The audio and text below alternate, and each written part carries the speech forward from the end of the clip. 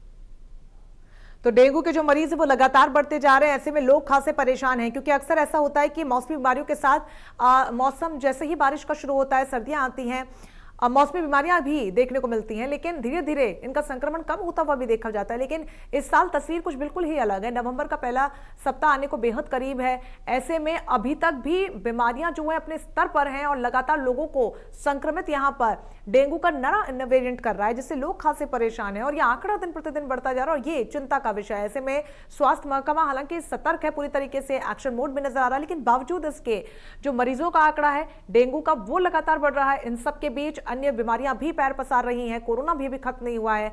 सबसे ज्यादा अगर कोई परेशान है तो वो प्रदेश की जनता की किस तरीके से आकर इस तरीके के हालातों में काबू पाया जाए, क्योंकि जगह जगह पर साफ सफाई को लेकर भी जो तस्वीरें सामने आ रही हैं, खासतौर पर इस मौसम में, वो भी कई बड़े सवाल खड़े करती है। तस्वीरें हम आपको दिखा रहे हैं जहां पर अस्पतालों में तमाम बंदोबस्त भी किए गए हैं, लेकिन कई अस्पताल ऐसे हैं जहां पर सुविधा नहीं लोगों को मिल पा रही है और यही वजह है कि लोग परेशान हो रहे हैं। चलिए चर्चा की शुरुआत करेंगे। खास मेहमान हमारे साथ जुड़ रहे हैं, डॉक्टर गीता आहूजा हमारे साथ जुड़ गई हैं, डॉक्टर विपुल खंडेलवाल हमारे साथ जुड़ गए हैं। आप दोनों का बहुत स्वागत है। शुरुआत डॉक्टर गीता आहूजा मैं आपके साथ करना चाहूंगी। कारण क्या है, क्यों आखिरकार लगातार केसेस बढ़ रहे हैं? क्योंकि ये तो वो वक्त है ना कि जब संक्रमण को घटते हुए हमने हर साल देखा है।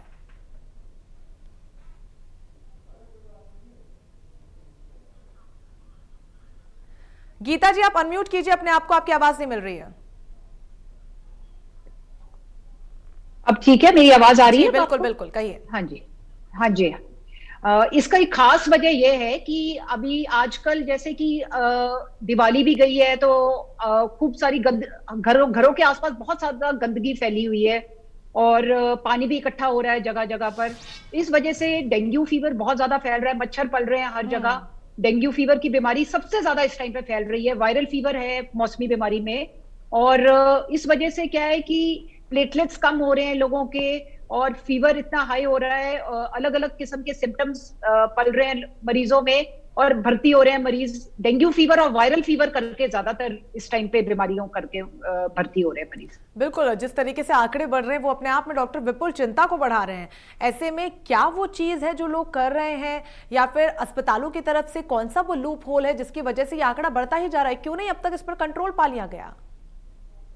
मैडम इस आपका चिंता बिल्कुल ठीक है। हालांकि आपने जैसा पहले कहा था, नॉर्मली नवंबर आते आते ये चीज़ें काफ़ी कम हो जाती है, जैसे थोड़ा सा ठंड बढ़ना स्टार्ट होती है। लेकिन इस साल ये एक एक्सेप्शन है कि दिवाली भी निकल गई, उसके बाद भी नंबर ऑफ केसेस कम होने का नाम नहीं ले रहे। जी। तो जैसे गीता मैम ने बताया, मेन रीज़न यही है कि गंदगी और पानी का इकट्ठा। तो लोग अपनी तरफ से तो कोशिश कर रहे हैं, मच्छरों से बचाव की जितना कोशिश कर सकते हैं कर रहे हैं। सरकार भी और प्राइवेट हॉस्पिटल्स भी पूरा जी जान से इस चीज़ में लगे हुए हैं। लेकिन ये बहुत दुखद सी बात है कि केसेस अभी फिलहाल कम नहीं हुए, और ऐसा 2-4 दिन में लग भी नहीं रहा कि और कम होंगे। हम दुआ यही करते हैं कि जल्दी से ये केसेस कम हो। बिल्कुल डॉक्टर गीता, मैं आपसे समझना चाहूंगी कि क्या करें क्या ना करें, क्योंकि अस्पताल तो हमारे पास एक आखिरी ऑप्शन होता ही है कि जब भी हम बीमार हैं हम अस्पताल का रुख करते हैं, लेकिन हम घर पर हैं और हम स्वस्थ भी हैं, लेकिन वो सुरक्षा कवच हम अपने इर्द गिर्द बनाए रखें लंबे समय तक के लिए, खासतौर पर इस मौसम में, उसके लिए डूज एंड डोंट्स क्या हमारे दर्शकों को जरा आप थोड़ा सा ब्रीफ में बता पाए तो। हाँ जी बिल्कुल, इसमें डूज ये है कि हमेशा अपने घर पे गुड नाइट लगा के रखें, है ना, या कछुआ छाप या गुड नाइट। और ये ज्यादातर ये दिन का मच्छर होता है जो कि काटने से डेंगू फीवर फैलता है। तो अगर आप good night day and night अपनी ऑन रहनी चाहिए। अगर आप कहीं बाहर जा रहे हैं तो ओडोमोस लगा के रखें अपने उन जो भी अपने एक्सपोज पार्ट्स हैं बॉडी पे, जैसे हाथ पांव हैं, उन पे ओडोमोस लगा के रखें ताकि मच्छर आपसे दूर रहे। और सबसे इंपॉर्टेंट बात यह है कि आप कोशिश करें कि फुल स्लीव पहन के जाएं। आजकल फुल अपने पैंट्स पहनो या सलवार कमीज, जहां तक हो सके अपना मैक्सिमम बॉडी पार्ट्स अपने ढके हुए होने चाहिए। बच्चों को भी बोलो, खुद भी ये होना चाहिए कि भी अपने मैक्सिमम बॉडी पार्ट्स कवर करके रखें। तो ये तो अपने डेंगू फीवर से बचाने के हैं। दूसरी बात, वायरल फीवर से बचने का तो आज मास्क पहन के रखें जब भी आप बाहर जाएं या लोगों से मिले, ताकि अगर कोई और छींक रहा है, खांस रहा है, तो उसका वायरस आपके अंदर नहीं जाए। तो ये दो तीन चीजें मैंने बताई हैं, सब लोगों को इस पे अमल करना चाहिए। बिल्कुल, यहाँ पर जैसे कि डॉक्टर गीता कह रही हैं, उम्मीद है कि तमाम दर्शकों ने ध्यान से सुना होगा। और ये बहुत बेसिक सी चीज़ है, इसमें आपको ज़्यादा कुछ करना नहीं है, बस थोड़ा सा ध्यान रखना। और खासतौर पर आप पेरेंट्स हैं, अभिभावक हैं, तो सबसे ज़्यादा जिम्मेदारी आपकी बढ़ जाती है कि बच्चे जो बाहर जा रहे हैं आजकल, क्योंकि अब कोरोना के बाद अनलॉक की प्रक्रिया पूरी तरीके से हो चुकी है, तो बाहर आना जाना लगा रहता है, ऐसे में ध्यान हटना नहीं चाहिए। डॉक्टर विपुल, डेंगू के नए वेरिएंट को लेकर भी खासी चर्चा हो रही है, लोगों को इसके बारे में जानकारी नहीं है। थोड़ा सा अगर आप इसके बारे में बता पाए ब्रीफ में कि ये नया वेरिएंट है कैसा, क्या करता है और कितना ज्यादा संक्रमण इसका खतरनाक हो सकता है? तो जैसा आपने कहा, ये बेसिक चीज हमें समझनी पड़ेगी कि कोई भी वायरल फीवर या वायरल इन्फेक्शन होता है, इसमें कोविड का वायरस हो या डेंगू का वायरस हो या कोई और बीमारी का, इन्फ्लुएंजा का वायरस हो, तो ये नॉर्मल फिनोमेना है कि वायरस में म्यूटेशंस होती रहती हैं। तो हमेशा वही सिम्टम्स नहीं आते हैं जो कि पिछली बार आए थे। तो इस बार का जो वेरिएशन इस प्रकार से आ रहे हैं कि एक तो यंगर पॉपुलेशन को ये बहुत ज्यादा इफेक्ट कर रहा है। यंगर पॉपुलेशन से मेरे कहने का मतलब है जो 15 से लेकर 25 तक की एज ग्रुप है, वो बहुत ज्यादा इफेक्ट हो रही है, नंबर 1। नंबर 2, कॉम्प्लिकेटेड पेशेंट्स बहुत ज्यादा देखने को मिल रहे हैं हॉस्पिटल्स में। कॉम्प्लिकेशंस दो तरीके के आ रहे हैं। एक तो हिमोलिटिक डेंगू हो रहा है, जिसमें कहीं ब्लीडिंग के चांसेस बढ़ रहे हैं, भले ही वो नाक से ब्लीड आना हो या यूरिन के रास्ते से या लेट्रिन के रास्ते से ब्लड आना हो या कफ में ब्लड आना हो। एक तो ये बढ़ रहा है। दूसरा, लिवर का संक्रमण बहुत ज्यादा देखने में मिल रहा है। लिवर का इन्वॉल्वमेंट थोड़ा कॉमन है डेंगू में, लेकिन इस बार जो देखने में आ रहा है सामने, वो अक्यूट लिवर फेलियर की तरफ काफी पेशेंट्स जा रहे हैं यंगर एज ग्रुप के, जो कि काफी कॉम्प्लिकेशंस के साथ प्रेजेंट कर रहे हैं। जनरली पहले ऐसा इतना ज्यादा गणना में नहीं होता था लिवर फेलियर, इस बार बहुत ज्यादा देखने को मिल रहा है। तो ये दो चीजें स्पेशल वेरिएंट हैं इस बार, जिसका हमें खास तौर से सामना करना पड़ रहा है। बिल्कुल डॉक्टर विपुल, जिस तरीके से आप बता रहे हैं कि ये सिम्टम्स हो सकते हैं और लोगों को अगर ये सिम्टम्स देखने को मिलते हैं तो सबसे पहले वो क्या करें? तो जैसा मैंने बताया, डेंगू के वेरिएंट बहुत हैं। तो स्टार्टिंग के जो सिम्टम्स होते हैं डेंगू के, वे हमें समझने पड़ेंगे। सबसे जो कॉमन चीज होती है, ये स्टार्ट होती है फीवर से, आपके शरीर में दर्द, बॉडी एक से या जॉइंट पेन से, एक हेडेक सा बना रहता है। फिर कहीं कहीं आपके शरीर में लाल लाल छोटे से चितक्के आ सकते हैं, जिनको हम हेमरेजिक स्पॉट्स कहते हैं मेडिकल टर्म में। ये कहीं पे दिखना स्टार्ट होते हैं। आपको सांस लेने में कहीं कहीं थोड़ी सी तकलीफ आती है। तो एक्चुअली जो प्रॉब्लम है वो ये होती है कि पेशेंट लेट हो जाता है डॉक्टर या चिकित्सालय जाने में। तो जो अर्लीस्ट सिम्टम है, जैसे ही आपको फीवर या हाई ग्रेड जॉइंट पेन या हेडेक की संभावना लगे, तो सबसे पहले आपका कर्तव्य बनता है कि डॉक्टर या चिकित्सालय जाकर अपना डेंगू की जांच कराएं, क्योंकि डेंगू को अर्लियर स्टेज में ट्रीट किया जाए तो उसके कॉम्प्लिकेशंस में जाने की संभावना थोड़ी कम रहती है। वही अगर पेशेंट 4 या 5 दिन बाद आता है तो आप ये मान के चलिए कि वो कॉम्प्लिकेटेड फेज में फंस चुका होता है, उसके लिवर का इन्वॉल्वमेंट हो जाता है, प्लस उसके दिमाग में कुछ सिम्टम्स आने लगते हैं जिसको हम एनकेफ्लाइटिस कहते हैं, तब उसका ट्रीटमेंट थोड़ा सा मुश्किल हो जाता है। तो ध्यान देने वाली बात यह है कि जब लक्षण की शुरुआत हो, इमीडिएटली आप अपना चेकअप कराइए, डॉक्टरी सलाह पर डेंगू का इन्वेस्टिगेशंस कराइए, तो आपको पता चलेगा कि किस रेंज में आपका डेंगू चल रहा है और उसके हिसाब से आपका जल्दी ट्रीटमेंट स्टार्ट हो सके। बिल्कुल, बहुत ज्यादा जरूरी है, बिल्कुल वाजिब बात आपने कही है कि सही समय पर सही चीज का इलाज करवा ही लेना चाहिए, इंतजार नहीं करना चाहिए। डॉक्टर गीता, उसी से जुड़ा हुआ मेरा अगला सवाल भी है, क्योंकि इस साल जो केसेस देखने को मिल रहा है, जो रिपोर्ट सामने आ रही हैं, उसमें ये खुलासा हुआ है कि प्लेटलेट्स की जो रिकवरी है वो बहुत स्लो हो रही है पिछले सालों, पिछले दिनों आए हुए मरीजों के मुकाबले। इसकी वजह आप किसको देख रही हैं? क्या वाकई में लोग जो देरी से पहुंच रहे हैं कि बड़ा कारण है? हाँ, इसकी ये वजह यही है कि लोग देरी से पहुंच रहे हैं, लोग इसको बड़ा कैजुअली ले रहे हैं कि ये नॉर्मल फीवर है, अपन घर पे ही ट्रीट हो जाएंगे। और जब ये डॉक्टर के पास आते हैं, डॉक्टर्स ब्लड टेस्ट करते हैं, तो सडनली मिलता है कि 70,000 प्लेटलेट्स आ गए, 50,000 हो गए हैं। तो फिर ऐसी स्थिति आ जाती है कि भी कई बार तो हमें इनके फिर इन्वेस्टिगेशंस करा के एडमिट करना पड़ जाता है इन पेशेंट्स को। तो ज्यादातर ये लापरवाही मरीजों की तरफ से होती है कि वो जब तक जिस वजह से ये इतनी गंभीर व्यवस्था में पहुंच जाते हैं। बिल्कुल, बहुत ज्यादा जरूरी समझना भी है कि इलाज हम करवाएं और सही समय पर करवाएं। लेकिन डॉक्टर गीता, बहुत बार कंफ्यूजन भी हो जाता है, जो खास तौर पर जो ग्रामीण क्षेत्रों के लोग हैं, क्योंकि राजस्थान की हम बात कर रहे हैं और प्रकोप बड़े स्तर पर देखने को मिल रहा है, ग्रामीण क्षेत्रों के लोग हैं, ऐसे ही किसी भी हकीम के पास चले जाते हैं, 4 दवाइयां दे दी जाती हैं, बुखार चला भी जाता है, उनको लगता है सब कुछ ठीक हो गया है, लेकिन जो रूट कॉज है वो खत्म नहीं होता है और वही जड़ है सबसे बड़ी।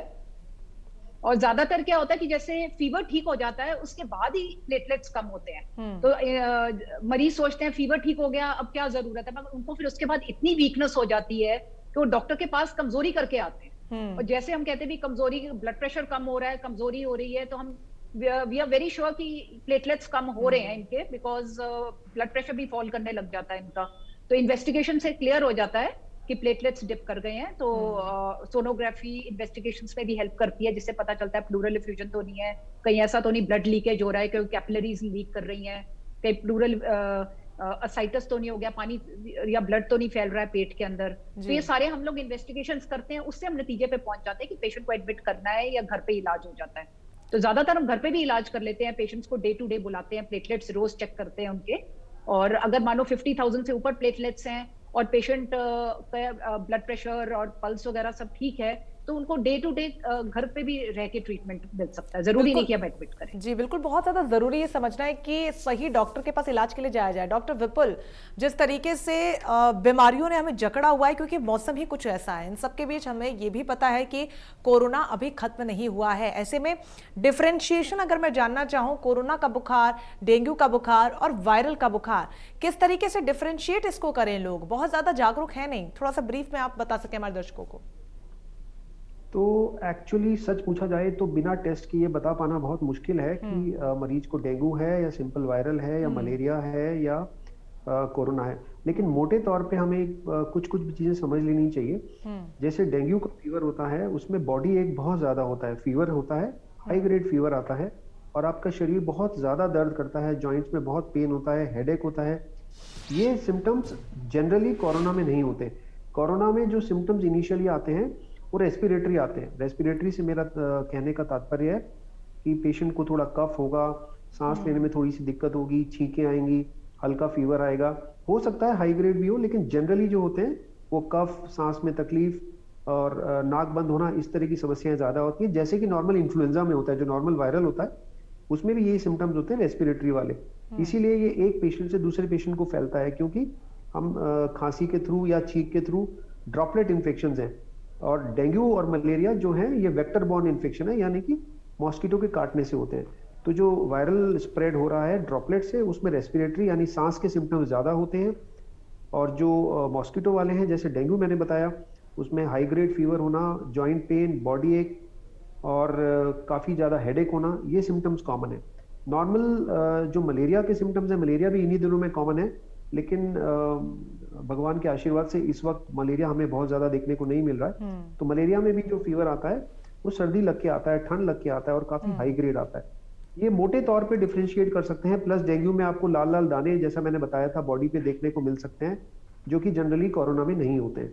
तो ये मोटे तौर पे आप घर पे अंदाजा लगाया जा सकता है, लेकिन डेफिनेट तो आपको टेस्ट से ही पता चलेगा कि संक्रमण किस वायरस से या किस बैक्टीरिया से हो रहा है। बिल्कुल, बहुत ज़्यादा ज़रूरी ये भी समझना है कि अगर आपको किसी भी प्रकार का बुखार है तो घर पर ही उपचार ना करने लग जाएं, या फिर बहुत ज़्यादा दिन आप वेट मत कीजिए, तुरंत अस्पताल पहुंचिए, डॉक्टर से आप एटलीस्ट टेस्ट तो करवाइए, पता तो लगाइए कि बुखार है कौन सा। और चूंकि जब आप रूट कॉज को पता लगा पाएंगे तभी उस पर आप काम भी कर पाएंगे। डॉक्टर गीता, चूंकि वायरल भी तेजी से फैलता है इसी समय पर, और वायरल का बुखार ही कुछ ऐसा होता है कि कुछ दिनों तक वो रहता है, दवाइयाँ लोग खाते हैं बुखार की, ठीक भी हो जाता है। लोग जो हैं वो वायरल फीवर को, जब डेंगू है, उससे डिफ्रेंशिएट नहीं कर पाते हैं, और यही वजह है कि जो पहले सवाल का जवाब भी आपने दिया कि प्लेटलेट्स की रिकवरी स्लो हो जाती है, ये बहुत बड़ा कारण है देरी से डॉक्टर्स के पास पहुंचने का। तो ऐसे में डेंगू का बुखार है, वायरल का नहीं है, जैसा कि डॉक्टर विपुल भी बता रहे थे कि ये सिम्टम्स होते हैं, लेकिन चूंकि लोग बहुत ज्यादा नहीं समझ पा रहे, उनको आप क्या एडवाइस करना चाहेंगे? मैं लोगों को ये एडवाइस करना चाहूंगी कि जब भी आपको बुखार हो, किसी किस्म का बुखार हो, तो आप प्लीज डॉक्टर के पास टाइम पे जाइए।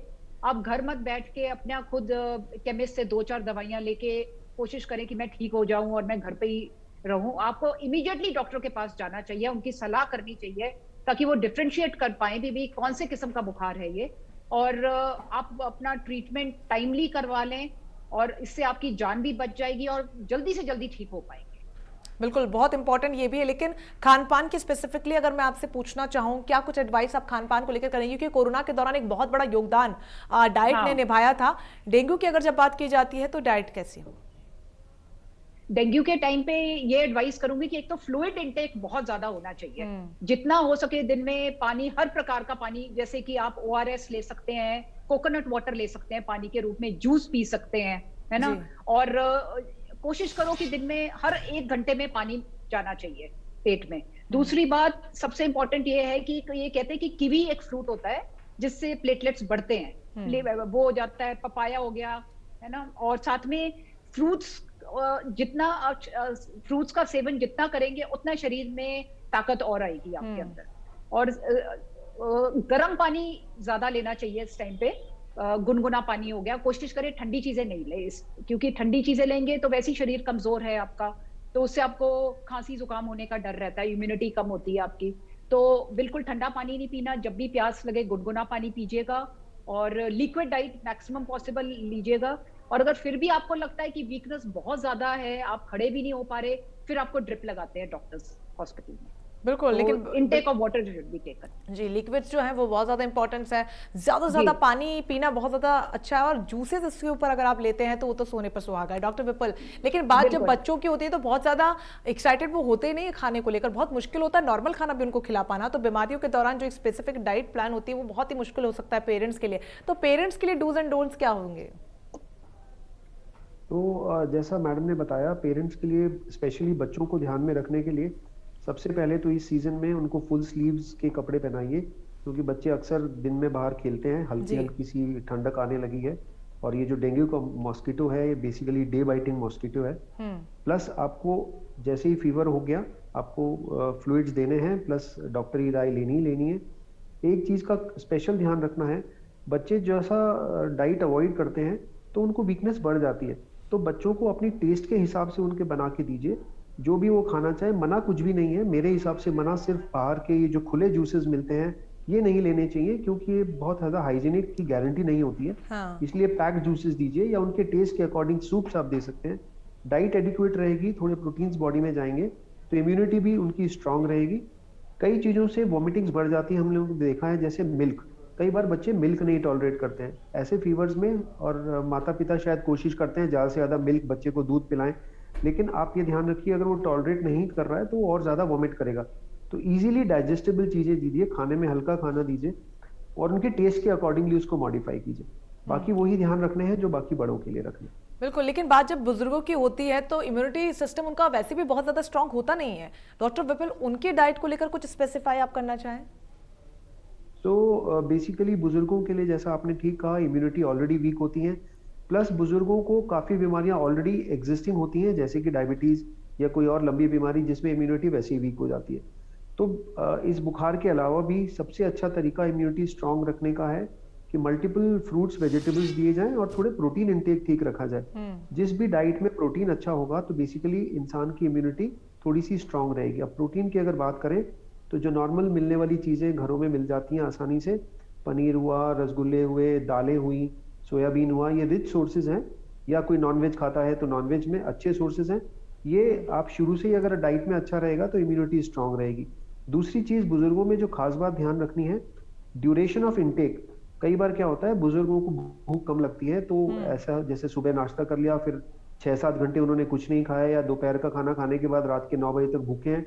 ये काम बिल्कुल नहीं करना चाहिए। इसमें जितना लंबा ड्यूरेशन भूखे रहेंगे उतने ज्यादा ससेप्टेबल होंगे बहुत ज्यादा इंफेक्शंस कैरी करने के लिए। तो जोर देके इस सीजन में स्पेशली उन्हें बताना पड़ेगा कि हर 2 से 3 घंटे में आपको कुछ ना कुछ इनटेक रखना। चलिए डॉक्टर गीता, एक जाते जाते आखिरी सवाल आपसे लेना चाहूंगी। इस पूरे सीजन को देखते हुए खासतौर पर मौसमी बीमारियां जिस तरीके से संक्रमण यहाँ पर फैला रही हैं, क्या एडवाइस दर्शकों को आप देना चाहेंगी? मैं दर्शकों को यही एडवाइस देना चाहूंगी कि जहां तक हो सके आप बाहर जाएं तो फुली कवर्ड जाएं अपने। दूसरी बात यह है कि जहां तक हो सके अपने घर में गुड नाइट या कुछ ऐसी चीजें लगा के रखें जिससे आपको मच्छर नहीं काटे। और अपना thirdly plenty of water, lukewarm water पीते रहें, गुनगुना पानी, ताकि आपको वायरल फीवर भी नहीं हो। और मास्क पहन के रखें जब भी बाहर जाएं। बिल्कुल, तो ये छोटी मोटी चीजें हैं जिनका ध्यान आप रखकर अपने आप को सुरक्षित रख सकते हैं। फिलहाल आप दोनों का बहुत शुक्रिया हमारे साथ जुड़ने के लिए। डॉक्टर गीता, डॉक्टर विपुल, आप हमारे साथ जुड़े, आसान शब्दों में बीमारी को लेकर जागरूकता अपने दर्शकों तक पहुंचाए, साथ ही महत्वपूर्ण एडवाइस आपने दी है कि क्या करना चाहिए, क्या नहीं करना चाहिए, क्या खाना चाहिए और क्या नहीं खाना चाहिए। उम्मीद है कि दर्शकों ने बहुत ही ध्यान से आपको न सिर्फ देखा है बल्कि सुना है और समझा भी होगा, और उन तमाम एडवाइसेस को अपने जीवन में उतारेंगे भी, और हाँ, अपने लिए एक सुरक्षा कवच तैयार करके रखेंगे। फिलहाल के लिए बड़ी बहस में बस इतना ही। मुझे दीजिए इजाजत। नमस्कार।